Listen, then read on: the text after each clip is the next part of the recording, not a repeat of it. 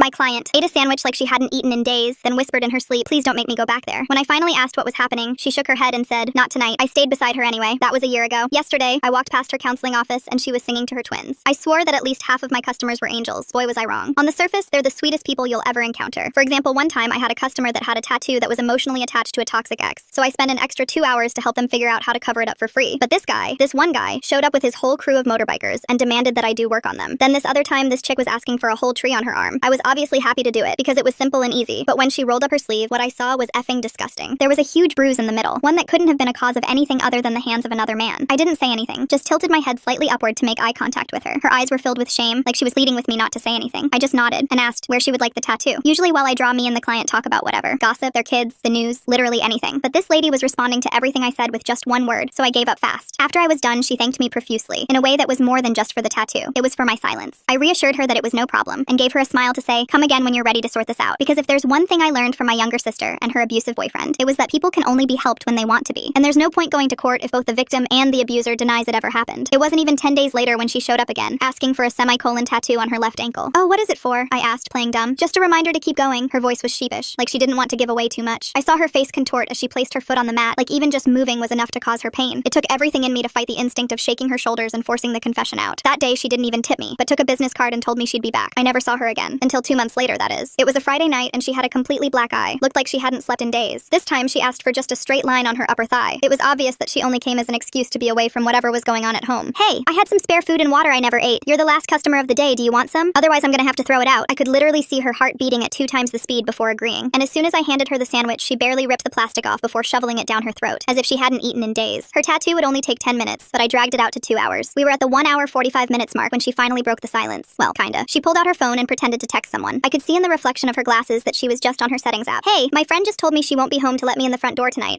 Is it cool if actually, you know what? Don't worry about it. Never mind. Of course you can stay here. I was actually planning on pulling an all-nighter to work on some stuff." I was lying through my teeth, but she bought it, or pretended to anyway. I could see her trying to hide her excitement, but the corners of her lips were turned up all the way. That night, she slept on the tattoo bed while I pretended to work on my computer. I had just finished another game of League of Legends when I heard her laughing in her sleep. I turned around smiling, but that's when I saw tears streaming down her face. I sat down beside her. "Please don't make me go back there. Keep me safe, please." I held her hand and nodded, and suddenly, she shot straight up and finally explained what was going on. Her boyfriend was a police officer, and a well-respected one at that. Except when he went home every day, instead of watching TV or drinking a few beers, he'd spend the night wailing on her. He called it their little game. She had nowhere to turn, except for now. I opened my mouth to ask more, but she shook her head. "Not tonight," she said quietly, before turning her back and going back to sleep. The next morning, there was a knock at the door. It was the police. 3 officers stood at my door, their uniforms crisp in the morning light. The lead one stepped forward, and my stomach dropped. Officer Derek Johnson, all 6 feet 2 inches of him, with those cold eyes that scanned right past me into the shop. His hand rested casually on his service weapon. "We're looking for Rachel. Her family's worried sick about her." I kept my face neutral while my mind raced. Rachel was hiding in the supply closet, barely 15 feet away. I forced myself to look confused, tilting my head slightly. "Haven't seen any Rachel. Just closed up for the night." I gestured vaguely at the empty shop behind me. Derek pushed past me without waiting for an invitation. The other 2 officers exchanged uncomfortable glances but followed him inside. One was older, graying at the temples. His badge read Martinez. The younger one, Williams, couldn't have been more than 25. "We have probable cause. Missing person case." Derek's voice carried that particular tone cops use when they expect immediate compliance. I pulled out my phone and started recording, following them around my shop. "This is private property. You can't just barge in here." Derek ignored me, methodically checking behind the counter, in the bathroom, anywhere a person might hide. Williams drifted toward the supply closet, and my heart hammered against my ribs. That's when Rachel's phone vibrated. The sound came from her jacket, draped over the chair where she'd left it. Derek's eyes narrowed instantly. "That's her ringtone." His voice went dangerously quiet. I said it myself. I lunged for the jacket before he could. "Oh, that's mine. Client left it last week. Same ringtone. Weird coincidence, right?" Derek snatched it from my hands, his facade of professionalism cracking. He dug through the pockets and pulled out Rachel's ID. The temperature in the room seemed to drop 10 degrees. Williams had reached the supply closet. His hand was on the doorknob when he called out, "Should we check in here, Sarge?" Derek waved him off too quickly. "She's not hiding in a closet. Check the bathroom again." Something in his tone made me realize the truth. He didn't want witnesses to whatever he'd do if he found her. Martinez must have sensed it too because he stepped between Derek and the closet. "Let's file the report at the station, Chen. She'll turn up. Always do." Derek's jaw clenched, but he couldn't argue without seeming suspicious. He pulled out a business card and pressed it into my hand hard enough to leave marks. "Call me immediately if she shows up, for her safety." The threat behind those words was crystal clear. They left, but I waited a full 5 minutes before letting Rachel out. She emerged shaking, tears streaming down her face. I locked the door and pulled the blinds. "He has a tracking app on my phone," she whispered, "but I left it at home as a decoy. I knew he'd check there first." She pulled out a tablet from her bag and showed me a hidden cloud account. Photo after photo of bruises, cuts, documentation spanning 2 years. The bruises formed a clear pattern of escalation. Arms, ribs, places that wouldn't show in uniform. The shop's landline started ringing. Derek's number flashed on the caller ID. I let it go to voicemail. Then it rang again and again. By the 4th call, I unplugged it, but not before hearing the increasingly unhinged messages he was leaving. "You don't understand," Rachel said, her voice hollow. "His network goes everywhere. Other cops, judges, even my therapist reports to him. Last time I tried to leave, he had me put on a 72-hour psychiatric hold." My phone buzzed. A text from my sister Mia lit up the screen. "Cops at my work asking about you. What's happening?" Rachel saw my face voice and started hyperventilating. He's mapping your connections. He'll threaten everyone you love until you give me up. I checked the security camera feed from the store across the street. Derek's personal car had been circling the block every hour since they left. Then my phone rang, my parents' number. Sweetie, the police just came by for a wellness check. Said they were worried about you. What's going on? After I hung up, Rachel broke down completely. I have to tell you something. I'm pregnant. That's why I finally ran. I couldn't let a child grow up in that house. The weight of her words settled over us. I made a decision and called a number I'd memorized but never used. A contact from the Domestic Violence Underground Railroad. I need a safe house. Tonight. The voice on the other end was calm, professional. Location? Getting there meant crossing the entire city. Derek had patrol cars at every major intersection. I could see them on the traffic app, stationed like a net waiting to close. Rachel put on my spare wig and jacket. We took back alleys, ducking between buildings, staying off main streets. Halfway there, a patrol car appeared at the end of the alley. My blood froze. Williams was driving, and he definitely saw us. Our eyes met through the windshield. He slowed the car to a crawl, maintaining eye contact, then he kept driving. The safe house was an apartment above a Vietnamese restaurant. The owner, Kim, met us at the back entrance. When she rolled up her sleeves to unlock the door, I saw old cigarette burns matching the pattern on Rachel's arms. No words were needed. Survivors recognize each other. You'll be safe here, Kim said, but we all knew it was temporary. I wonder what's really going on with the tattoo artist here. They seem pretty calm for someone who just got pulled into this whole mess with Rachel and Derek. Derek's reach was too long, his connections too deep. This was just the beginning of something that would consume all our lives before it was over. As I left Rachel in Kim's capable hands, my phone buzzed with notifications. My shop's online reviews were being bombed with 1-star ratings. Harbors criminals, unsafe environment, owner is unstable. The war had begun, and Derek had just shown me he'd use every weapon at his disposal. But looking back at Rachel's face in the window, her hand protectively over her stomach, I knew I'd made the only choice I could live with. Williams was parked outside my shop when I got back. He didn't get out, just handed me a piece of paper through the window and drove away. It was Derek's duty schedule for the next month. The battle lines were drawn. Some cops knew what Derek was. The question was whether that would be enough to stop him before someone got called. The morning news broadcast Derek's face across every screen in the city. He stood at a podium in full dress uniform, tears glistening as he pleaded for information about his mentally ill girlfriend who disappeared without her medication. The performance was flawless. Concerned boyfriend, dedicated officer, pillar of the community. I watched from Kim's restaurant as he dabbed at his eyes and thanked the public for their support. Rachel watched the broadcast on her phone, her hands trembling so violently she nearly dropped it. The lies poured from Derek's mouth with practiced ease. He spoke of her bipolar disorder, her history of paranoid delusions, the danger she posed to herself without proper treatment. Every word carefully chosen to discredit anything she might say. My shop phone rang nonstop. Rachel's mother sobbed through the voicemail, begging me to help find her daughter who desperately needed medical attention. Her father's message was angrier, demanding I stop enabling Rachel's mental breakdown. Derek had spent years planting these seeds, building a narrative that would protect him if she ever tried to escape. The 1-star reviews multiplied overnight, my business page flooded with accusations, harboring criminals, unsafe environment, owner mentally unstable. Each review posted from different accounts, but the writing style was unmistakably similar. Derek's network was mobilizing, and my livelihood was the first casualty. A health inspector arrived at my shop before I'd even finished my morning coffee. He wore a satisfied smirk as he cited violation after violation. Improper storage temperatures, inadequate ventilation, contaminated surfaces that had passed inspection just months earlier. The closure notice went up immediately, bright red against my window. Derek appeared at my sister's workplace 3 days in a row. Each visit lasted longer than the last. He'd stand by Mia's desk in full uniform, asking questions about Rachel's whereabouts with exaggerated concern. Other employees started avoiding Mia, afraid of guilt by association. Her manager pulled her aside on the 3rd day, suggesting she might be happier working somewhere with less disruption. Mia quit that afternoon. Her daughter had started asking why police officers kept visiting Mommy at work, whether they'd done something wrong. The fear in a 6-year-old's voice was enough to break anyone's resolve. Derek knew exactly which pressure points to push. Rachel attempted to file a report at a precinct across town. She'd barely started explaining her situation when the desk sergeant excused himself to make a phone call. 5 minutes later, he returned with a patronizing smile and Derek's number on a card. The blue wall was everywhere, impenetrable and absolute. I reached out to a journalist friend who'd covered police corruption before. We arranged to meet at a park outside the city, away from potential surveillance. She arrived with a recorder and notebook, eager to document Rachel's story. The interview lasted 10 minutes before a patrol car pulled us over for a broken taillight that wasn't broken. They confiscated her equipment and strongly suggested she reconsider interfering with an ongoing investigation. Kim's restaurant faced an ICE raid the following week. Agents stormed in during the lunch rush, demanding documentation from every employee. Kim's papers were perfectly legal, had been for 20 years, but that didn't stop them from shutting down service for the entire day. The message was clear. Help Rachel, pay the price. Rachel broke down that night, curled in the corner of the safe house bedroom. She insisted on returning to Derek, couldn't bear watching innocent people suffer for her choices. I held her while she sobbed, feeling the baby kick against her ribs. The life growing inside her was the only reason she'd found courage to run. Now even that felt selfish. My parents called the next morning, voices shaking. Someone had spray-painted cop killer across their garage door in the night. The security camera that should have caught the vandals had mysteriously malfunctioned. When they'd called to report it, the officer taking the statement suggested maybe they should talk to their child about the company they keep. Derek's partner showed up at my closed shop alone. Officer Ramirez knocked on the back door until I answered, his face drawn with worry. He glanced around nervously before explaining that Derek was spiraling, becoming reckless. Other officers had noticed, were getting uncomfortable. He urged me to convince Rachel to return before someone got seriously hurt. The warning in his words was unmistakable. This wasn't a threat, but genuine concern from someone who'd seen Derek's capabilities firsthand. Williams arrived at the safe house at 2 in the morning, out of uniform and clearly terrified. He handed me a USB drive with shaking hands, explaining he couldn't watch anymore. The drive contained Derek's duty schedule, patrol routes, and something more. Body cam footage other officers had tried to delete. Frame after frame showed Derek's violence, fellow cops turning away while he disciplined suspects with excessive force. The footage revealed a pattern spanning years. Williams had done his research, found 3 other women who'd filed complaints against Derek. All had either recanted their statements or disappeared entirely. One name made Rachel gasp, Sarah Hendricks. Derek had told her Sarah moved to Florida for a fresh start. The truth was darker. Sarah's body had been found in her apartment, ruled ruled a sewer slide despite friends insisting she'd never shown signs of depression. I contacted the FBI through a domestic violence advocate who knew channels outside local jurisdiction. Agent Carol Shaw agreed to meet, her expression grave as she reviewed our evidence. She admitted they'd been monitoring Derek for months but needed concrete testimony to move forward. The bureaucracy of federal investigation moved slowly, especially when the subject's uncle served as deputy chief. Derek's response was swift and brutal. My shop windows shattered in the night, glass scattered across the floor like deadly stars. Snitch was painted across the walls in red letters 3 feet high. The insurance company declined my claim within hours. Too high risk given the ongoing criminal investigation. Rachel discovered she was carrying twins during an ultrasound at a free clinic. 2 heartbeats fluttered on the screen, doubling both her joy and terror. The stakes had tripled overnight. 3 lives now depended on escaping Derek's reach. Kim connected us with an underground network specializing in relocating abuse victims. They could provide new identities and safe passage internationally, but the cost was staggering. $50,000 for complete disappearance. My savings account held $12,000. The crowdfunding page I created was shut down within days, flagged as funding criminal activity. PayPal froze my accounts based on suspicious activity reports. Marcus Rodriguez contacted me through encrypted channels. Derek's former partner from 5 years ago had been in hiding, carrying evidence of Derek's first victim. He offered testimony in exchange for protection, proof that Derek's violence had started long before Rachel. The price of his cooperation became clear when my nephew was arrested on fabricated substance charges, spending a night in county jail with violent offenders who somehow knew he was connected to someone opposing a cop. My nephew emerged traumatized, bruises covering his arms. His cellmate had casually mentioned that Chen sent his regards. An 18-year-old kid paying for my choices. The guilt was suffocating, but backing down now would make his suffering meaningless. Rachel attempted sewer slide 2 days later. The news report about my nephew had broken something inside her. Kim found her in the bathroom, pills scattered across the floor. The hospital's mandatory reporting meant Derek would know their location within hours. We fled before the paperwork was even complete. The car chase through downtown was like something from a movie. Derek's voice crackled over police radios, coordinating pursuit of a dangerous fugitive. A helicopter joined the hunt, spotlight piercing through alleys as we abandoned the car and ran. Williams appeared at a crucial intersection, his patrol car conveniently stalling just as Derek tried to pass. His suspension came through before we even reached the next safe house. The FBI finally raided Derek's home. What they found turned even seasoned agents' stomachs. Torture implements, trophies from victims, Rachel's jewelry she thought she'd lost, Sarah's driver's license preserved like a hunting trophy. Derek went underground immediately, but half the force still protected him. Sightings poured in from across the city, officers helping him stay one step ahead. My shop burned to the ground on a Tuesday night. Security footage showed uniformed officers standing watch as flames consumed everything I'd built. Derek's crying performance on TV deserves an Oscar. Watching him dab at his eyes while calling Rachel mentally ill is like watching a wolf complain about sheep being too fluffy. The fire spread to adjacent businesses before firefighters arrived. Mrs. Chen from the flower shop next door was hospitalized with smoke inhalation. The community that had once supported me now saw me as the source of their troubles. Death threats arrived daily. My phone buzzed with graphic descriptions of what would happen if I didn't convince Rachel to return. Former customers crossed the street to avoid me. The tattoo community blacklisted me as too dangerous to associate with. Rachel went into premature labor during a particularly stressful night. We rushed to the hospital under assumed names, but Derek's network had infiltrated even medical facilities. A nurse casually mentioned that Officer Chen had been asking about pregnant women matching Rachel's description. We barricaded ourselves in the delivery room. The emergency C-section happened while I stood guard at the door. 2 tiny fighters entered the world at 32 weeks, their cries weak but determined. A boy and a girl, both struggling to breathe on their own. The NICU became our next battleground. Derek appeared in surgical scrubs, having slipped past security with his badge. Rachel's scream alerted staff, but their response was sluggish, conflicted. I tackled him before he could reach the incubators. As security finally pulled him away, he whispered his promise. He'd cull them all before letting us win. Agent Shaw personally led Derek's arrest in the hospital. The threat against newborns had finally given the FBI the urgency needed to act. Derek's last words before they dragged him away were simple. Blue protects blue. Even in custody, his confidence remained unshaken. The arrests cascaded like dominoes. 17 officers indicted for corruption, evidence tampering, conspiracy to obstruct justice. Williams testified before a grand jury, detailing years of cover-ups and intimidation. The police union lawyers arrived in force, defending every accused officer pro bono. Rachel testified via video link from a secure location. She described the torture, the threats, the forced pregnancy when she'd tried to leave before. The jury sat in stunned silence as evidence photos displayed the systematic escalation of violence. Derek watched from the defendant's table, his eyes never leaving the screen. Marcus Rodriguez never made it to trial. A professional hit disguised as a random shooting silenced his testimony forever. The message was clear. Cooperation had consequences that extended beyond Derek's reach. We were dealing with something bigger than one violent cop. The witness protection offer came with impossible conditions. Rachel and I had to decide within 24 hours whether to disappear forever. My family gathered at my parents' house, the tension thick enough to choke on. Mia held her daughter close while my mother paced the kitchen, wringing her hands. My father sat silent, his face aged 10 years in the past month. I explained the situation as gently as possible. The FBI couldn't guarantee our safety without complete relocation. New identities, new city, no contact with anyone from our past lives. My mother's sobs filled the room while Mia's daughter asked why everyone was crying. Rachel waited at a secure location with the twins, still in the NICU fighting for every breath. The medical bills were astronomical, but witness protection would cover everything if we agreed. The alternative was staying and hoping Derek's network wouldn't reach us from behind bars. My nephew arrived halfway through the discussion, still jumpy from his night in jail. He flinched when car doors slammed outside. The bruises on his arms had faded to yellow, but the psychological damage ran deeper. He begged me to take the deal, to get away before more people got hurt. The decision tore me apart. Abandoning my family felt like betrayal, but staying meant putting them in perpetual danger. Mia understood first, pulling me into a fierce hug. She whispered that protecting those babies mattered more than anything. My parents took longer to accept it, but eventually my father nodded, tears streaming down his weathered face. Kim's murder changed everything. The restaurant owner who'd sheltered us was found dead in her kitchen, the scene staged to look like a robbery. Nothing was stolen except her life. The message was clear. Derek's reach extended beyond prison walls. At her funeral, other survivors from her network stood together, a silent army of women who'd escaped violence only to live in perpetual fear. The trial moved at breakneck speed disappeared once the FBI took over. Federal prosecutors presented evidence methodically, building an airtight case. Rachel testified from a secure location, her voice steady as she detailed years of systematic abuse. The defense attorneys tried to paint her as mentally unstable, using Derek's carefully planted medical records. But the physical evidence spoke louder than any gaslighting attempt. I testified about the harassment campaign, showing documentation of every threat, every act of intimidation. The prosecutor displayed photos of my burned shop, my parents' vandalized home, the systematic destruction of everyone who'd helped Rachel escape. The jury's faces grew grimmer with each piece of evidence. Derek's network began turning on each other as plea deals were offered. Officers who'd looked the other way suddenly remembered details they'd conveniently forgotten. The blue wall cracked, then crumbled entirely. 17 officers were convicted on various charges, their sentences ranging from probation to 20 years. The day of Derek's sentencing arrived with unexpected drama. As the judge read the verdict, 45 years to life, Derek lunged from his seat. He knocked over the defense table, charging toward where he thought Rachel was sitting. The bailiff moved to intercept, but Derek was faster, fueled by rage. The first shot caught Derek in the shoulder, spinning him around. The second hit his spine as he continued crawling forward, screaming threats. Court security surrounded him as he writhed on the floor, paralyzed from the waist down. His final act of violence had sealed his fate. He'd spend his sentence in the medical ward, dependent on others for basic care. Rachel and I entered witness protection 3 days later. The goodbye with my family happened at a nondescript office building. FBI agents standing guard. My mother clung to me, making me promise to stay safe. Mia slipped a photo into my pocket, her daughter's kindergarten picture, something to remember them by. The twins were transported separately, still requiring specialized medical care. Their premature birth had left them with underdeveloped lungs and other complications. The boy, especially, struggled with every breath. We were told they'd meet us at our destination, but the wait was agony. Our new city was nothing like home. Different climate, different culture, different everything. The FBI set us up with new identities. I was now a freelance graphic designer, Rachel a medical billing specialist. Our backgrounds were meticulously crafted, complete with employment histories and references that would check out if anyone investigated. I found a small commercial space and slowly built a new tattoo shop under my assumed name. The first customer who walked in had familiar bruises on her wrists. She didn't say anything, just pointed to a butterfly design in my portfolio. I understood. Word spreads in certain circles. There's always someone who needs a safe place. Rachel struggled more with the transition. PTSD manifested in unexpected ways. The sound of sirens sent her into panic attacks. Uniformed security guards made her freeze. The twins' health issues added another layer of stress. We found a therapist who specialized in trauma, someone who didn't need to know our real names to help. 1 year passed in our new life. The twins grew stronger, finally breathing without assistance. Rachel found purpose in helping other abuse survivors navigate the medical system. Her billing knowledge became a tool for reducing hospital debts for women fleeing violence. Then the news came through our FBI handler. 3 witnesses in related cases had been murdered. Someone was selling information from inside the witness protection program. We were moved again with 6 hours notice, leaving everything behind except what fit in 2 suitcases. The second relocation was harder. The twins were old enough to notice the disruption, crying for toys we'd had to abandon. I couldn't open another shop, too risky to stay in one place long enough. Instead, I worked from apartment to apartment, building a client base among other people living in society's shadows. Rachel trained as a nurse's aide, work she could find anywhere without extensive background checks. She came home exhausted but fulfilled, finally helping people in a tangible way. The twins started walking, then talking, blissfully unaware of why we never used their real names in public. Derek died in prison 2 years after his conviction. An inmate whose sister had been brutalized by police cornered him in the medical ward. The attack was swift, brutal, and final. The news reached us through official channels, delivered with clinical detachment. Rachel cried that night, not for Derek, but for the girl she'd been before he destroyed her life. With Derek gone, we cautiously tested whether it was safe to surface. I visited our old city wearing a disguise that would make a Hollywood makeup artist proud. The tattoo shop space stood empty, plywood over the windows. Someone had spray painted "Thank you for saving her" across the boards. Fresh flowers lay at the doorstep. Williams met me at a diner outside town. He'd made detective, working in internal affairs to root out corruption. He showed me photos of the memorial garden planted where Kim's restaurant had been. The community hadn't forgotten. He warned that some of Derek's associates still held grudges, but the immediate danger had passed. Rachel's parents desperately wanted to meet their grandchildren. The way Derek just happened to slip past hospital security with his badge makes me wonder about the depth of corruption here. How many people were still looking the other way, even after everything came to light? The risk assessment took months, involving federal agents, psychologists, and security experts. Eventually, a supervised meeting was arranged at a neutral location. Watching Rachel's mother hold the twins for the first time broke something inside me. Family connections severed by violence could never fully heal. We decided to maintain our hidden life despite Derek's death. The twins deserved to grow up without the shadow of their biological father's crimes. Rachel was pregnant again, this time by choice, with a child conceived in safety rather than violence. Our underground network had helped 17 women escape similar situations, each one a victory against systems that protected abusers. 5 years after that terrifying morning when Derek appeared at my door, I ran a thriving tattoo shop in our new city. The name on the door wasn't mine, but the work was. Rachel had become a certified domestic violence counselor, turning her trauma into a lifeline for others. The twins started kindergarten knowing only that their mother was brave and I was family. Our apartment walls displayed photos of the life we'd built. Birthday parties, first days of school, normal moments that felt miraculous after everything we'd survived. Rachel's pregnancy progressed smoothly, this baby growing in an environment of love rather than fear. We'd created our own family from the ashes of violence. The underground network continued operating through encrypted channels. Every few months, a woman would arrive at my shop with familiar bruises and a certain look in her eyes. I'd offer her water, a safe place to rest, and connections to people who could help. The cycle that started with Rachel had become a lifeline for others trapped in similar nightmares. Some nights, I still dreamed about my old life, my parents, Mia, the shop I'd built from nothing. But then I'd wake to the sound of the twins laughing, Rachel humming in the kitchen, and remember that some prices are worth paying. We'd lost everything and everyone we'd known, but we'd gained something precious, the chance to save lives and build a future free from violence. The shop's appointment book stayed full, my clients drawn by word-of-mouth recommendations from people who understood discretion. Each tattoo told a story, covering scars, marking new beginnings, reclaiming bodies from trauma. My art had become a form of healing, just as Rachel's counseling gave voice to the silenced. We never spoke of returning to our our old lives. The twins knew us only by our assumed names, their past erased for their protection. Sometimes Rachel touched the semicolon tattoo on her ankle, remembering the woman who'd walked into my shop years ago, desperate for any excuse to escape. That woman was gone, replaced by someone stronger, someone who'd learned that survival sometimes means letting go of everything except what matters most. Our story wasn't unique. Countless women lived similar shadows, fleeing violence that wore a badge or a suit or a friendly smile. But we'd found purpose in the hiding, creating ripples of change that spread far beyond our small circle. Every woman who passed through our network carried the message forward. Escape was possible, survival could become thriving, and sometimes the greatest victory was simply continuing to breathe free. Alright folks, that's a wrap. Appreciate you letting me ramble right along with you. What a ride it's been. Let's do it again sometime. Subscribe for more content like this.